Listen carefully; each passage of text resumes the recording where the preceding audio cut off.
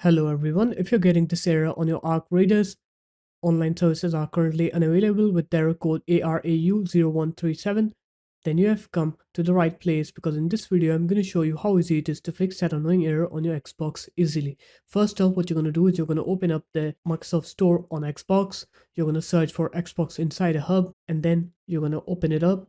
You're going to go into choose what to install, and then you're going to select all on here and then click install, and then you're going to open Xbox Inside a Hub. You're going to go into previews, you're going to select Xbox Update Preview here, and then you're going to click join on Xbox Update Preview, and here you're going to select Xbox Update Preview Omega and then click save, and then you're going to let it update, and after it's done updating you're going to restart your console.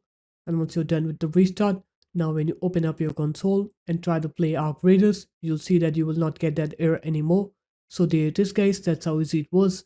If you guys found this video helpful, make sure to leave a like, comment and subscribe to the channel, and I'll see you in my next video. Peace.